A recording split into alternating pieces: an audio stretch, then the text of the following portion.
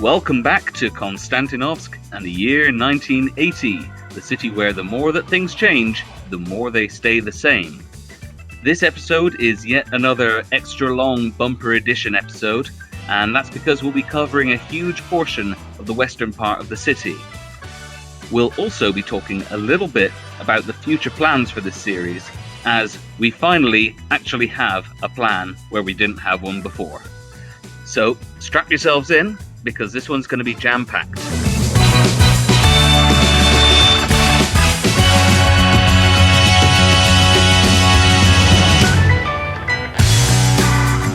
Now, some eagle-eyed viewers may have noticed at the beginning of this cinematic flyby that we've changed the configuration of the central square. And as I said in the previous video, everything in this city is a work in progress, much like real life. And if you didn't catch it, then you'll see it again in just about a minute, and again at the end of the video.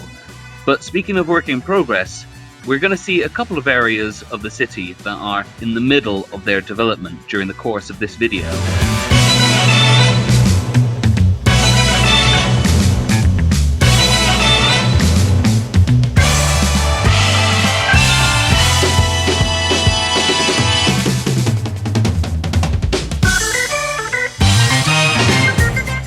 Much like the last episode, this one has an intermission screen in the middle as well, so you can break it up into two parts if that's how you prefer to watch it. But now we're reapproaching the central square in its new configuration, or I should say old configuration, as this is how it was before the old castle ruins were excavated. In any case, it's about time we got started with this episode, so I'll see you on the other side.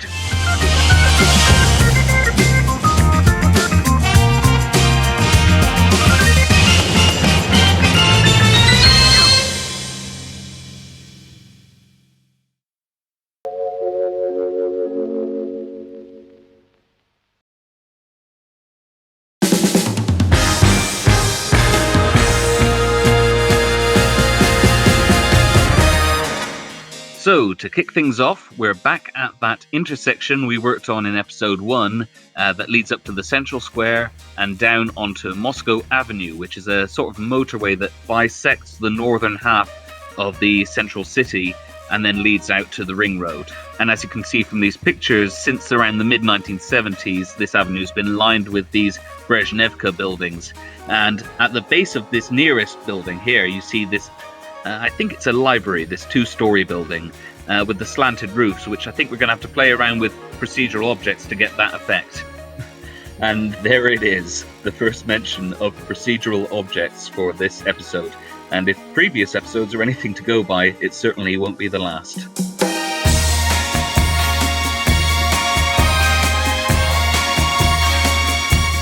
Now, the northern bank of the Moscow Avenue is slightly raised up, and as you can see here in this picture from Google Maps, the actual Brezhnevka buildings are sort of in between street level and avenue level.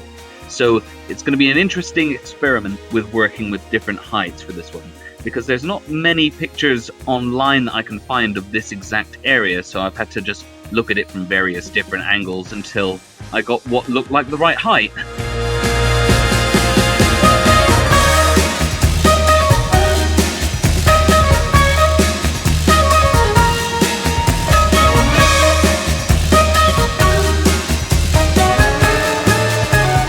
Of course, with this being based off of Kaliningrad, it's not going to be uniformly modern tower blocks. There are also these more 50s or even 19th century looking tenements that are still left over from previous eras of the city.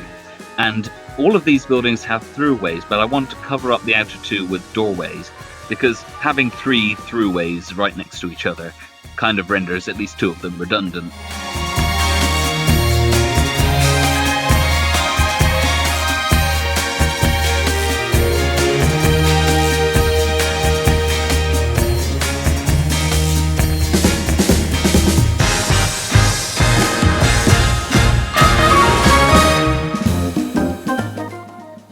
Now we're getting to work on this building at the foot of these tower blocks here, and we will call it a library for argument's sake. But this is a trend that you see in Kaliningrad quite a lot, and I wanted to carry over at least some of it, but not to quite the same extent, into Konstantinovsk, where you have these very square modernist-looking buildings, but with these more slanted roofs like these. I think I had an example of that in a previous episode on a 5-story sort of Khrushchevka building, which had a slanted roof at the front. But again, you see this quite heavily featured in this library building and in quite a number of the tower blocks that line Moscow Avenue, although we won't be including these sort of roofs on all of the tower blocks, just maybe one or two of them. But here once again, these Polish shops are proving to be the real MVP of this series, because they're just about the most adaptable small 1-story commercial block that I could find on the workshop that suit this sort of style of play.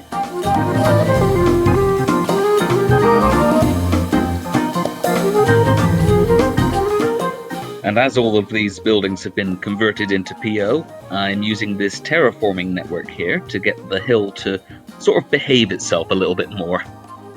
And later you'll see me using these grass slope networks to get a similar effect, just to avoid getting those sort of jagged edges when you're working with small areas of terrain.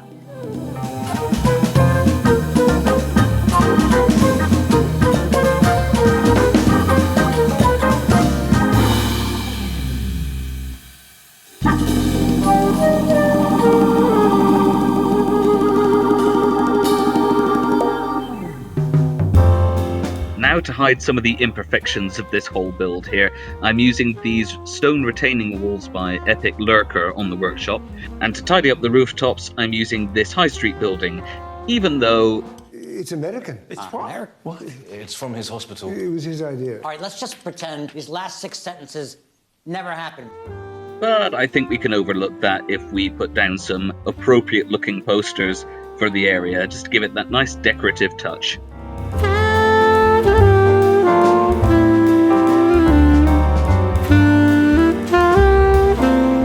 And here in this screen within a screen, you'll see I'm creating a little stairway that goes up the side of the library building and leads to the tower blocks. And you'll see here I'm showing my technique for creating invisible pathways up staircases, where you use a vanilla concrete path and then convert it into an invisible path, and that way pedestrians will look like they're using the stairway. But that's only really necessary if you're using non-ground conforming stairs. If you want a staircase going up a ground conforming path, then you can just add these little step props, and that'll have the same sort of effect. And you can find these step props by Peluso NN on the workshop just by searching for vanilla steps, and their textures will conform to whatever base map theme you're using. Now for one last little detail in this area, I'm once again using those little red dot seat side parks to create a little outdoor cafe on the corner of this little cobbled street here. That'll just about do for this area for now, although we will be jumping back and forth throughout the episode to different areas in this part of the city. For right now though, we've got bigger fish to fry.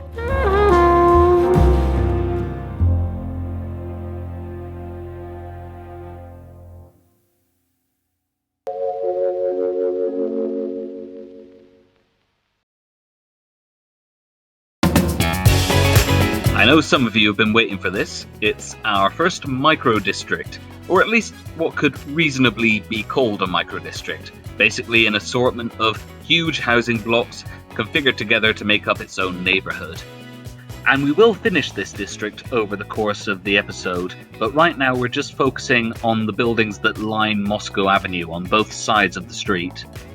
Nonetheless, this might be the first time that Konstantinovsk has looked stereotypically like a Soviet build, and I'm kind of here for it.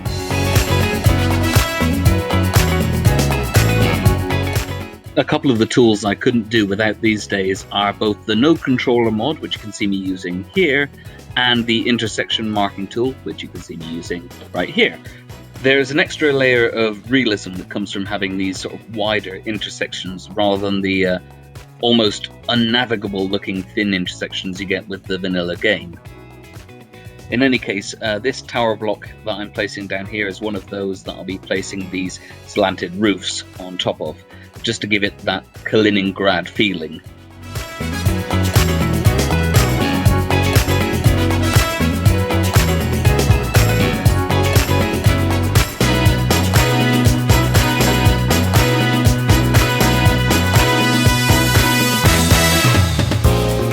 It was starting to feel like Moscow Avenue was lacking in commercial spaces, so I've placed this restaurant, courtesy of Chris Brammer, down here.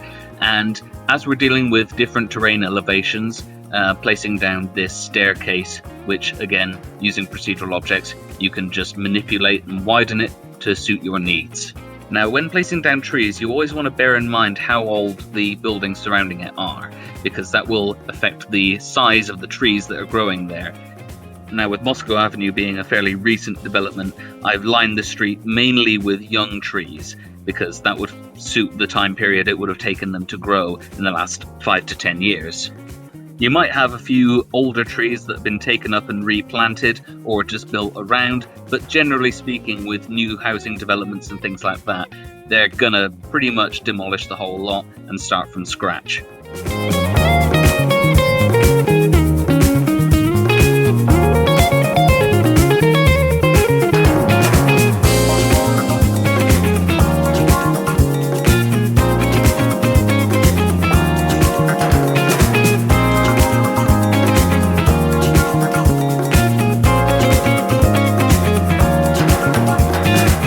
Here's another large path that I'm turning into a staircase, although this time I didn't use the vanilla style steps and just used a large stone staircase, and unfortunately people tend to disappear into it when they're walking up it, so I'll have to change that up at a later point.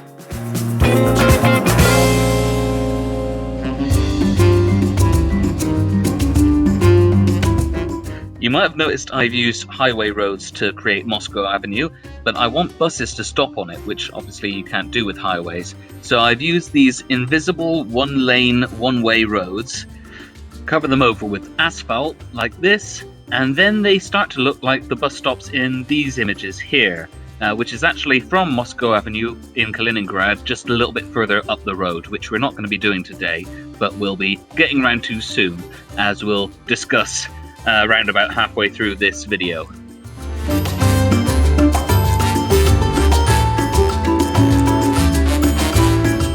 Now, the reason I'm mashing these two schools together using procedural objects is because the school in real life is on two levels, so to speak. There's an upper level with the main entrance and then the lower level, as you can see here. So to make sure that the back end of the school is fully on the ground at that level, and then the entrance is fully on the ground at the upper level, I've just decided to use the front of a different school to avoid warping either one of the models.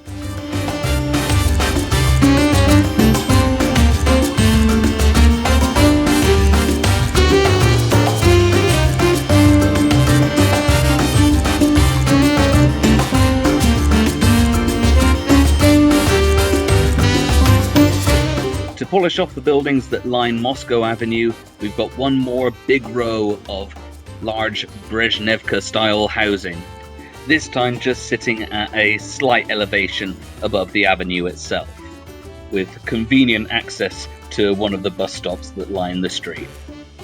And you'll see I'm using a bit of a mishmash of different Brezhnevka-style buildings because this is the real-life analogue for what I'm going for here. You can see that the development isn't exactly one consistent style, in that the big housing row is sort of bookended by two quite different shapes. That being said, I've tried not to make it completely identical to the Kaliningrad version of this housing development, in that where a shape might jut outwards, I've jutted inwards, and so on and so on, just to give a little bit of a different flavour to it.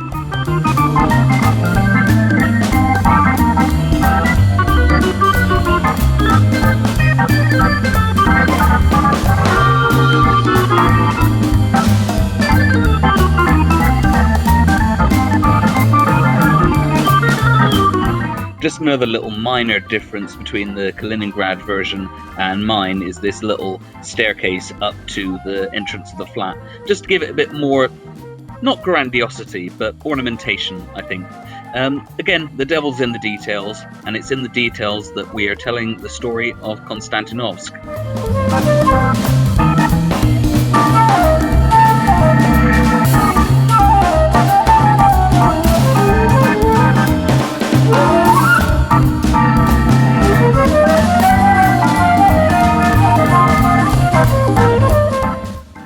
Getting down to the final details of this part of Moscow Avenue now, adding in some young trees onto the curbside, although I'll add some older and larger ones in the grassy section behind it, just because that would have been out of the way of the construction that would have happened there recently.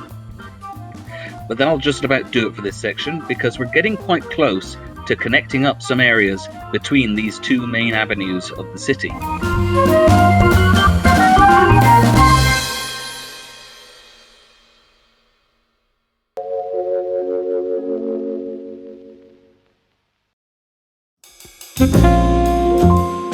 Here we can see that the northern bank of Moscow Avenue is about a stone's throw away from Lenin Avenue, which we worked on in episode 2, although they do branch off from each other and separate quite a bit more once you start getting up towards the Victory Square sort of area.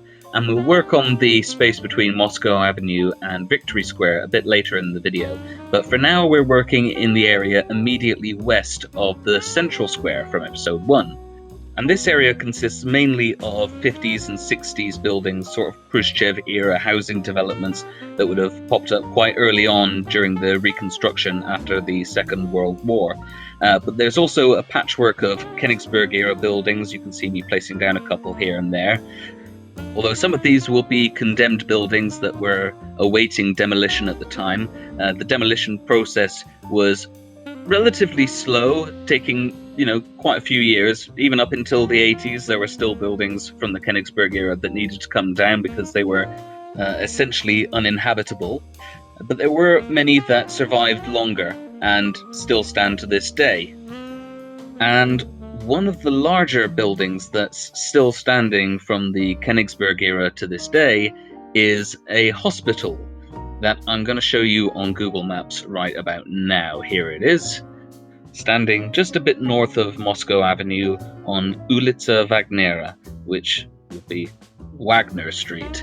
So we'll have a little bit of a closer look at that, and you'll see that it is mostly intact from its form in Königsberg. If you see what I mean, it's this kind of old red brick hospital, not these buildings. I'm just having a quick look around to show you the surroundings.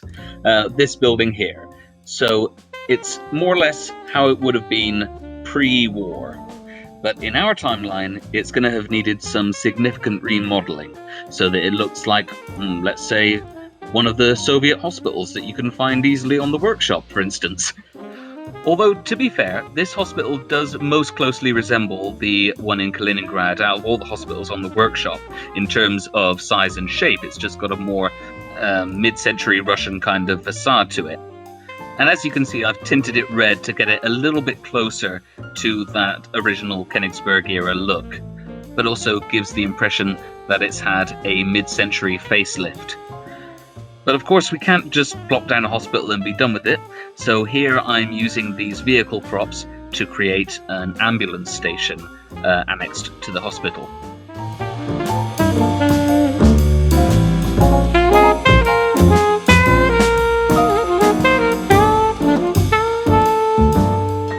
So we're just about getting ready to move on to something else. As you'll probably know by now, I like to just get the bare bones done first, and then loop back around and detail later on, which is exactly what we're going to do.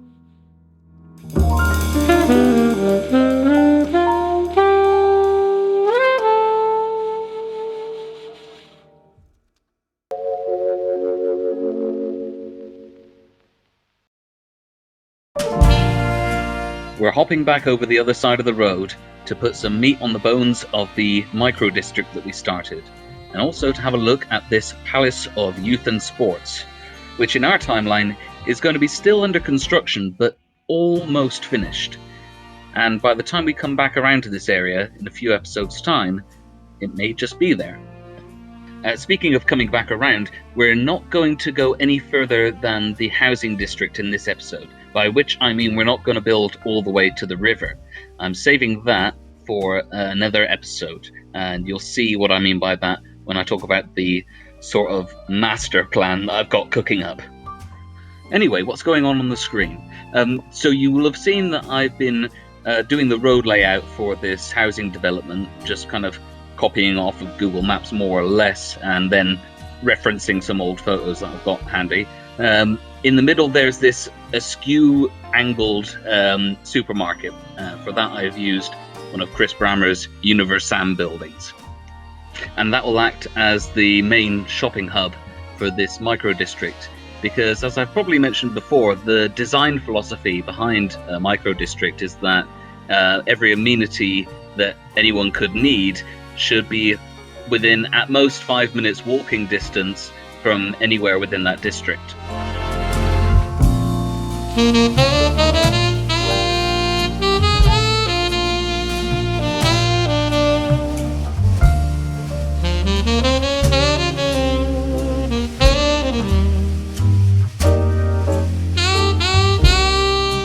You'll notice I'm sticking fairly uniform with which buildings I use in this particular micro-district. They're mostly the 1414 buildings, like that one that you see me moving there. But I've smattered in a couple of 1515 buildings, mostly at the southern edge of the district, and that's just to show that this whole housing development has been a long time in the making, and that a couple of different design concepts have come and gone since the district was first started.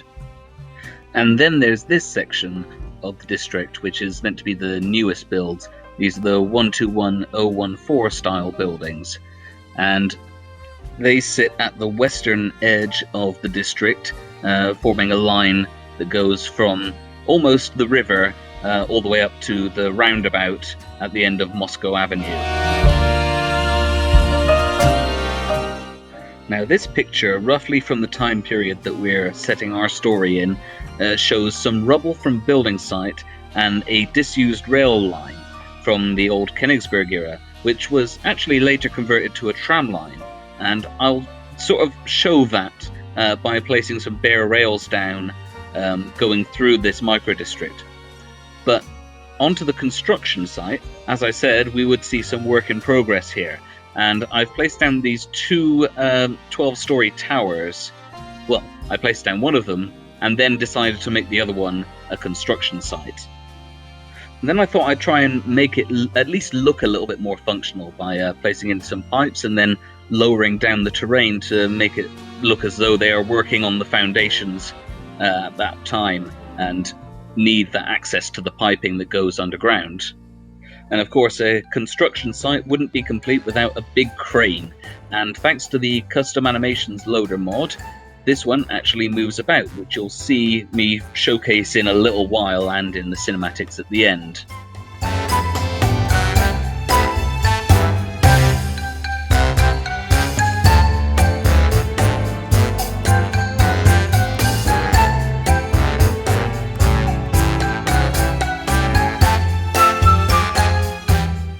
Here you can see I'm using my Wile E. Coyote tunnel trick to just sort of make it look like the pipes are disappearing into the void underneath the foundations there. And moving on to build a little rest area for the construction workers, a couple of port cabins and some portaloos. And there's the crane moving in all its glory.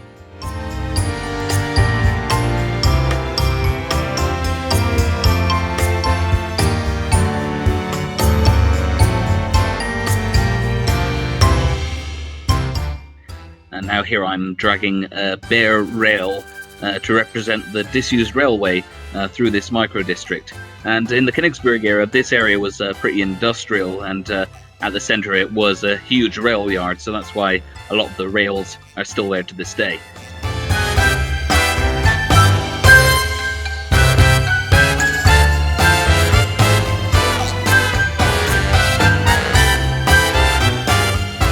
Last little detail here for now will be these little sapling trees, just again showing that this is a young area of the city. But as we've hit the halfway mark in this episode, I think it's time we took an intermission. So head to the refreshment bar and I'll see you in part 2.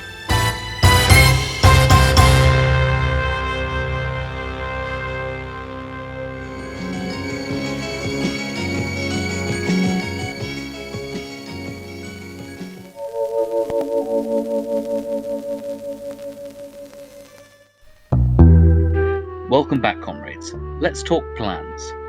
Today, we're working on this section of the city. In the next episode, we're going to work on this section of the city. That's the northwest, to the west of the 2 ponds, which we'll follow up with in episode 7. Episode 8 is going to take care of the northeastern part of the central city. 9 is going to follow on a little bit below that. And then episode 10, we're going to do the entire northern shore of the Pragal River. There may be some other areas that we'll do in bonus episodes, but for the most part, that is going to be the end of Season 1. We'll come back after a short break from Konstantinovsk 80 for Season 2, in which we'll take care of the southern half of the city. Hope that clears things up.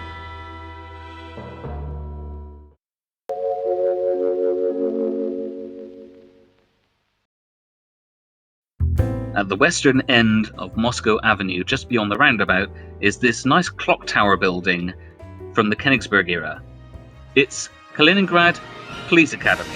No, stop! Stop that! Has it stopped? Okay. So, building the clock tower.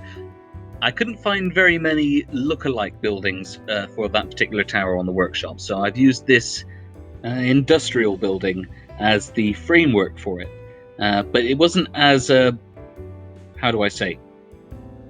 The building that I'm trying to recreate is quite monolithic. It's very solid looking in its brickwork, and this seems to be a little bit too textured for me. So after adding in this clock, I'm going to add a brick wall to the outer edges of the building to give it that more solid brickwork feeling to it. But the trouble with that is I actually really like the windows that this industrial building has, and I think they're really appropriate for the building. So I end up dragging those windows back through the brick wall in a move that seems almost entirely redundant in hindsight, but I do like the effect of how it turned out in the end.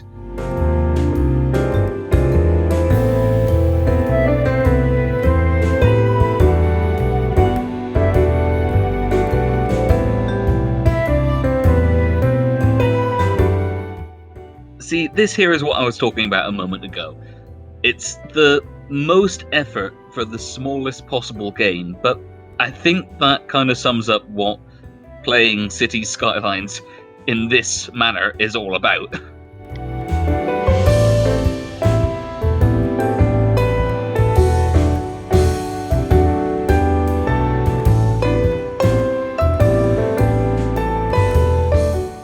This episode is overlong as it is, so this area is going to get some finishing touches off camera. But I think you'll agree, it's coming along nicely, and it was probably worth the effort.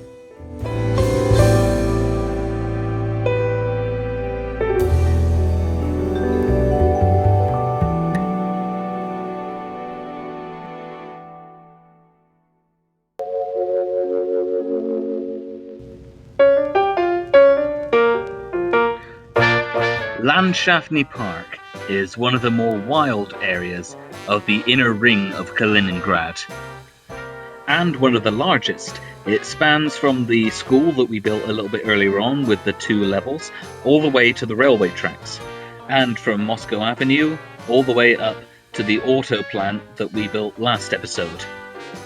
Now, the first section of the park that we're making is just north of Moscow Avenue, and it's the less wild half of the park, so it's got a little bit more organisation to it, some playgrounds and things like that. Plenty of swings, climbing frames and slides. But one of the main features of this half of the park, given the focus in the Soviet Union on organised sports, will be this tennis club. And this will be mainly for amateur players, people having a quick game after work or at the weekend, but we will make some more professional facilities at a later point in the series.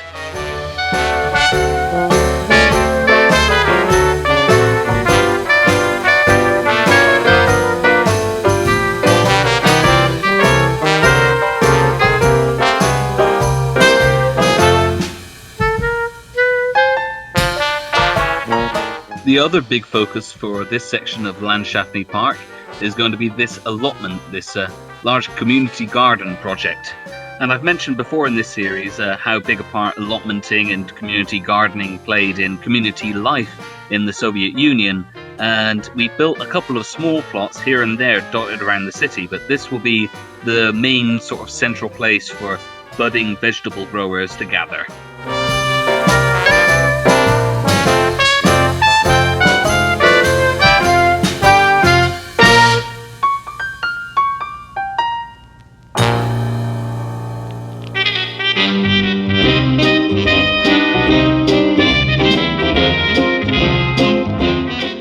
This section of the park will remain fairly tree heavy, but not as much as it is right now.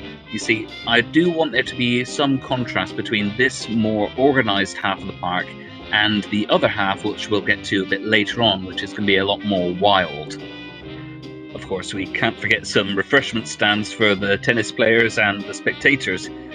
And here I'm placing down some blossoming trees just to give the impression again that it's a little bit more of an organised park, a little bit more beautified and again less wild.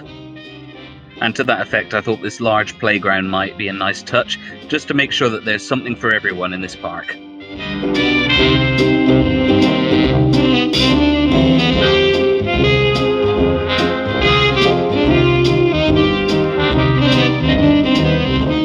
Now, you may have heard the term desire lines or desire paths before. This is basically what that is. They're paths that are created by use rather than through planning. They're sort of worn down. You see them in every park. And I think it's a really good idea in Cities Skylines when you're making parks to create a few desire lines. I'm using here these dirt decals to make that effect, and then I'll place an invisible path over the top of it. I think it just makes for a much more realistic park. If you ever think it looks a little bit too planned out, add one of these in and it should have the desired effect.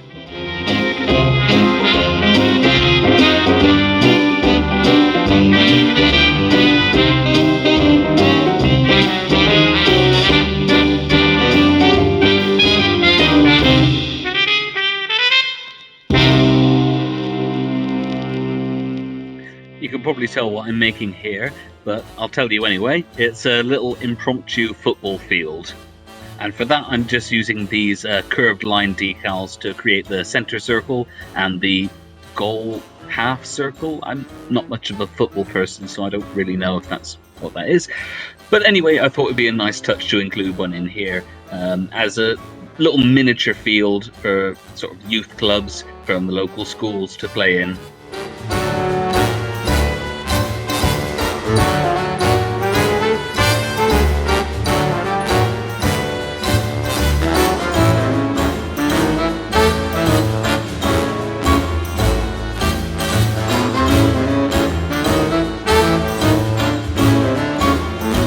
Now I'm just having a quick fly around at ground level just to make sure that everything passes what I call the feels right test. And at this point I am really happy with it. I normally find doing parks to be pretty difficult because beyond just plopping down trees it's kind of hard to know where to go from there, but with a couple of extra features like the little football pitch and the desire lines and the tennis courts, everything sort of comes together quite well, and I think it seems pretty plausible as a realistic park.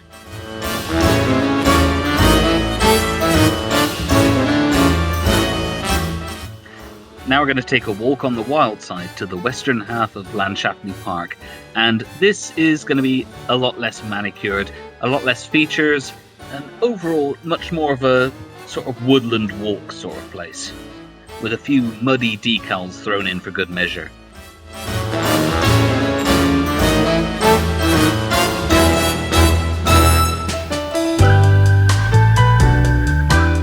Whenever you're making a woodland trail or a nature walk, remember to put a couple of rest stops in.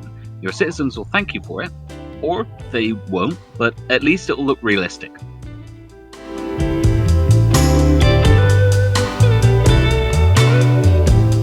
Something you would see quite a lot on the blank walls of tower blocks in the Soviet era would be these sorts of posters up on the sides. So we're just adding in Marx and Engels onto these blank walls. And I'll be putting these up on the workshop sometime soon once I make an LOD for them.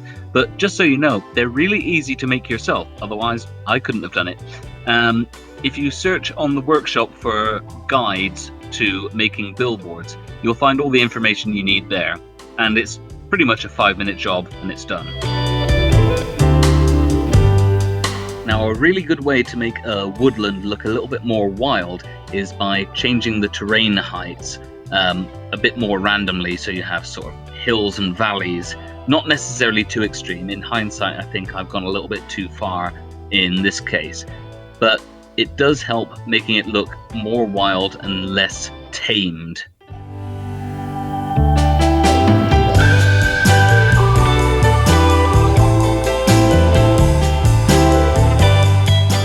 And of course, no woodland is complete without water, a stream or a river of some sort. In this case, it's going to be a little stream, well, more of a little lake that leads into a runoff that will eventually flow out into the Pragal River. But as the water must go with the flow, so must we. So let's head downstream to the next section.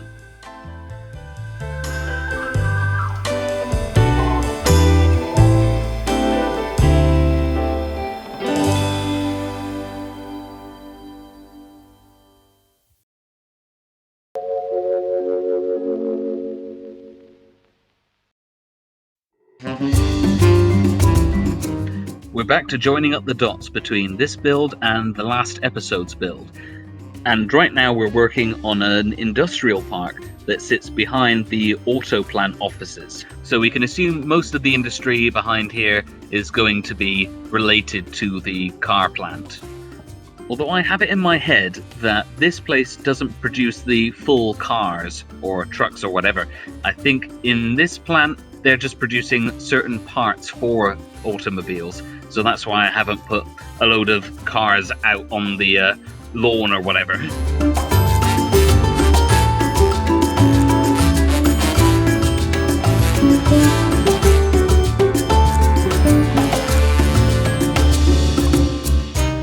Every episode of Konstantinovsk 80 must feature some kind of rubbish facility, and this time it's on an industrial scale, so pretty happy with that.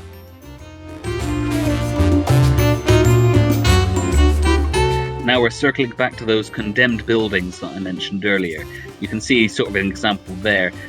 What I'm doing in this space is just creating the remnants of the walls of a building that has been recently demolished, and I've done this in a couple of different places around this part of the city in particular, where there are more old Königsberg era buildings, and again piling up the trash, the stones and things like that, just to make it look like it's a fresh demolition.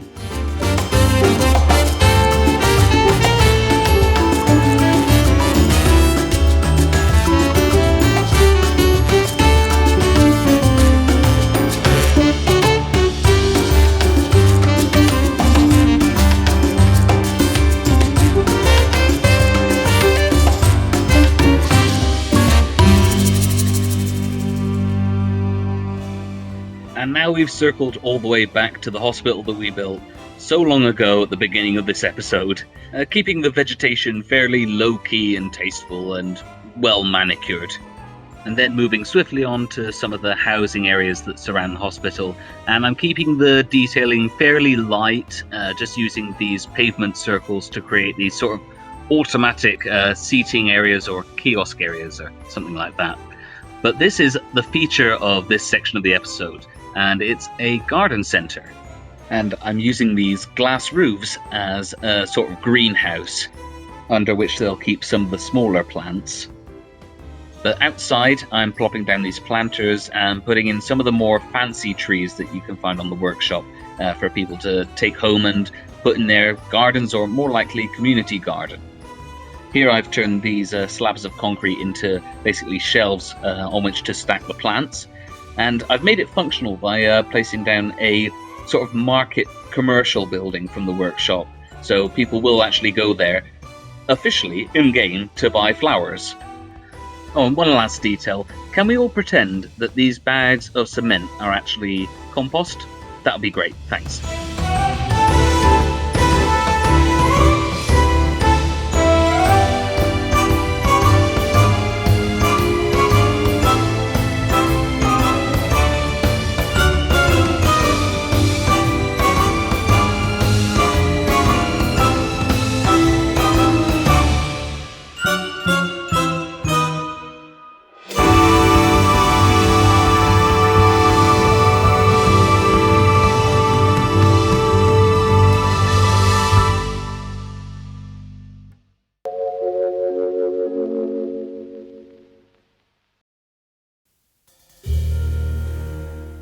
Before we move on to the last build of this episode, I'm just placing down this Sicilian church that actually works pretty well and is the same shape as the bastion that sits in this spot.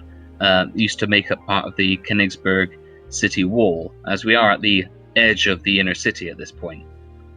And when you combine that with this ravelin from the Citadel of Lille pack you can find on the workshop, and cover it up with a few trees, make it a bit more wild, it certainly looks the part of an old city wall. And now I'm making the first part of this memorial complex. This section here is going to be for people who died in the First World War. It's going to be a little bit smaller than the other parts of this whole complex that's going to span from here down to behind the Police Academy building.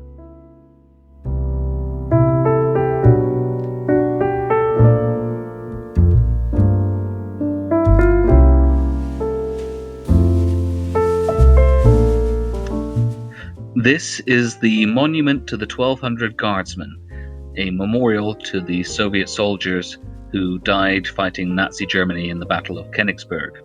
Now, that battle was part of a wider pushback operation, Operation Bagration, that saw the Soviets push back the Nazi forces to within their borders and then some, ultimately culminating in the Battle of Berlin and the Allies winning the Second World War. Now, of course, that's history and this is alternate history, but our story only diverges after 1945, so all of that remains the same. And so I've tried to keep this memorial as close as I could to the design that we see in Kaliningrad. And thankfully, a lot of the props from the Tiergarten Memorial really do fit the bill for this one. So you have the two soldiers either side facing inwards, and the plinths that they stand on look a very similar texture to the ones you see in Kaliningrad. But of course the main feature is the obelisk in the middle, and I've used the Wellington Monument from Dublin but modified it to a slightly taller, more elongated shape to make it look a lot more like the one at the 1200 Guardsmen Memorial, and just placed down here the eternal flame that you see at almost every Soviet memorial site. And here I'm placing down a stone bridge over this river by Ryan Cat, whose work on YouTube you should also check out. I'll pop a link to their channel in the description below.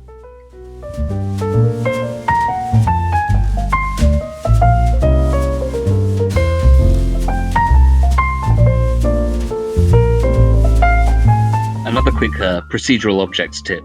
When you're using decals next to networks, like these sort of retaining walls and things like that, it's a very good idea to turn them into procedural objects, because the textures then don't bleed onto the network surface as much as they normally do, if at all.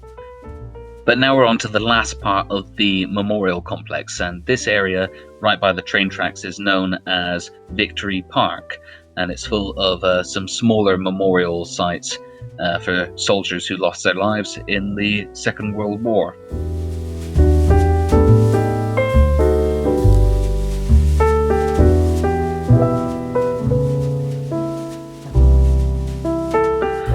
Now, because I don't want to end on a somber note, I just wanted to share this little thing with you here. I forgot how to draw a star while I was trying to do this red flower star in the middle of the roundabout here, and it just looked funky as hell. But then I remembered back to my teenage goth years and just drew a pentagram and filled in the gaps there. Knew that would come in handy one day. But I'll leave you with this teaser of the Palace of Sports and Youth, which at the moment is a building site, but very soon the construction, much like this episode, will be concluded.